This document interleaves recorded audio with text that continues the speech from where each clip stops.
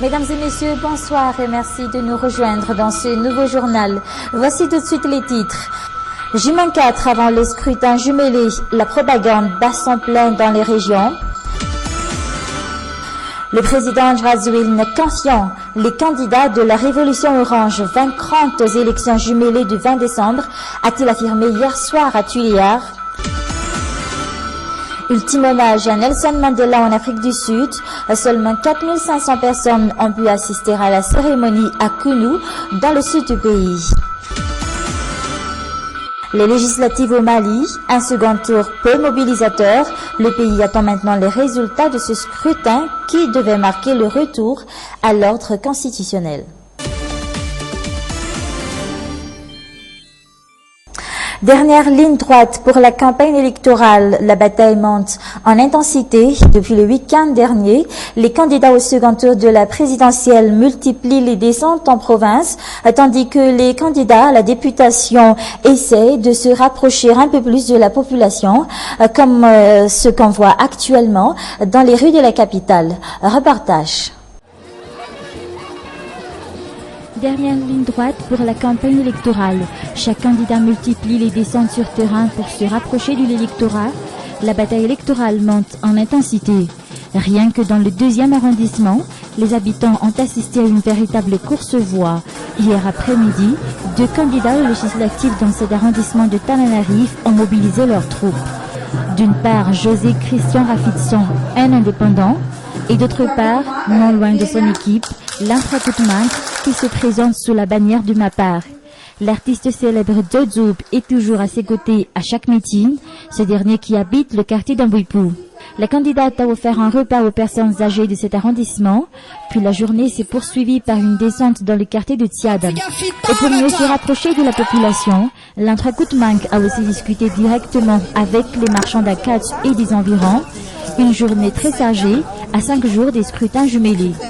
Autre lieu, autre quartier, Ankasm, l'autre candidate du MAPAR dans la capitale, dans le 1er arrondissement, Michel Ratzvalak, continue aussi ses actions sociales. Ici, des jouets ont été distribués aux enfants du quartier, des cadeaux de Noël avant l'heure. La représentante du MAPAR a aussi pris le temps de parler de vive voix avec les habitants du quartier. Rien de tel que ce genre d'action pour mieux connaître les vrais besoins de la population. Après Fianarantsoa et la région d'Amornmani, le président de la transition était à Touamas samedi dernier pour soutenir les candidats aux législatives du MAPAR dans le Grand Port. Et toujours le week-end dernier, il était aussi à Tuléar aux côtés de Eradion Armapian. Il faut dire que l'ambiance était toujours très festive à chaque meeting du MAPAR. Et les déclarations de soutien aux candidats du Irvavau en Madagascar affluent à 4 jours des scrutins jumelés. 6 maires de la région d'Analamanque apportent ainsi leur soutien à Eradion Armapian pour le second tour de la présidentielle et lancent un appel aux citoyens pour voter le candidat numéro 3.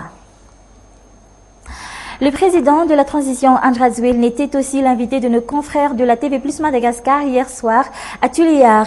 L'occasion pour lui de défendre la révolution orange et les partisans du changement.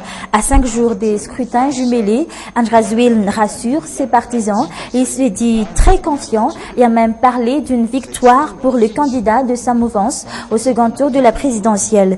En tant que chef d'État, Andrazouil lance un appel à tous les citoyens d'aller voter massivement ce vendredi. N'oubliez pas de suivre en intégralité et en version malgache tout de suite après ce journal cet entretien du président Andrazouil avec les journalistes de la TV Plus hier soir à Tuléar. Et à notre rendez-vous vous attend également avec le président Andrazouil sur la chaîne Viva demain soir à 20h30. Il sera l'invité spécial d'une émission spéciale. À 4 jours des scrutins jumelés, la CENIT dévoile enfin les étapes à suivre pour l'électeur le jour de l'élection. En effet, avec 2 élections différentes le même jour, beaucoup pourraient ne pas savoir comment voter. Des spots seront diffusés sur les chaînes audiovisuelles et devront aider les électeurs. Écoutons les explications d'Atala Béatrice à ce sujet. Dès que l'électeur rentre dans le bureau de vote, il y a le premier assesseur qui vérifie le nom de l'électeur et aussi le pouce si il n'a pas ou elle n'a pas voté déjà ailleurs. Et après, il passe vers le deuxième assesseur pour prendre le bulletin présidentiel. Il rentre dans l'isoloir prévu pour les présidentielles. Et à la sortie, il y a l'urne de couleur de couvercle rouge qui est prévue pour le présidentiel. Quand il met le bulletin dans cette urne, il passe directement vers le secrétaire pour signer la liste d'émargement et le secrétaire en même temps lui remet le bulletin prévu pour les législatives. Et il passe au deuxième isoloir prévu pour les législatives et il sort, il met le bulletin dans l'urne prévue pour les législatives, c'est l'urne de couvercle vert. Et c'est après qu'il va directement vers le vice-président.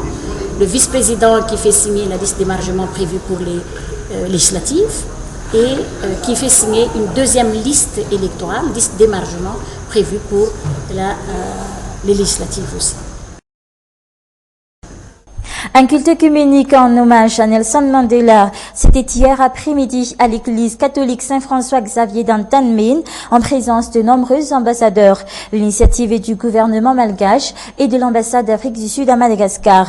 Tous ont été unanimes. Nelson Mandela a marqué de son empreinte l'histoire universelle, un modèle à suivre pour les dirigeants du monde entier. Reportage. Sur l'autel de l'église, dans un cadre, une photo de Nelson Mandela. Le héros de la lutte anti-apartheid semble sourire à l'assistance. À plus de 400 km de son pays, il a réuni chrétiens et simples citoyens de toutes confessions confondues sous le même toit. Tous sont venus rendre un dernier hommage à Nelson Mandela. Des ressortissants étrangers et ambassadeurs résidents étaient également dans l'assistance. L'initiative est de l'ambassadeur de l'Afrique du Sud à Madagascar et du gouvernement malgache. Ceux qui ont pris la parole se sont remémorés de la vie exemplaire qu'avait Nelson Mandela. Madiba n'appartient pas seulement aux Sud-Africains. Il a imprimé dans l'histoire universelle sa présence.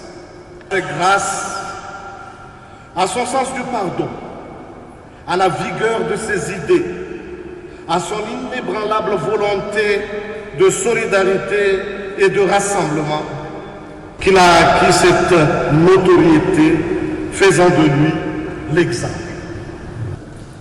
L'histoire se souviendra de Nelson Mandela comme un champion pour la dignité humaine et pour la liberté, pour la paix et pour la réconciliation.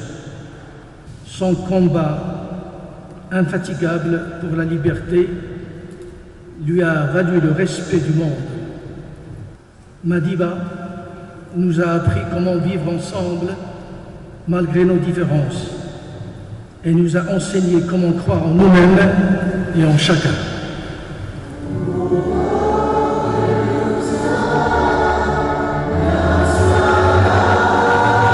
Le culte a été célébré le même jour que l'enterrement de Nelson Mandela à Kounou, dans le sud du pays. Depuis l'annonce de la disparition de ce père de la nation sud-africaine, Madagascar a été en communion avec son peuple. 3 jours de deuil national ont été décrétés par l'État et avant ce culte œcuménique, le couple présidentiel s'est déplacé à Pretoria. Ainsi, ils se sont recueillis devant la dépouille mortelle de Nelson Mandela mercredi dernier et ensuite présenté les condoléances en leur nom et au nom du peuple malgache tout entier à l'actuel président sud-africain Jacob Zuma pour la disparition du héros de la réconciliation.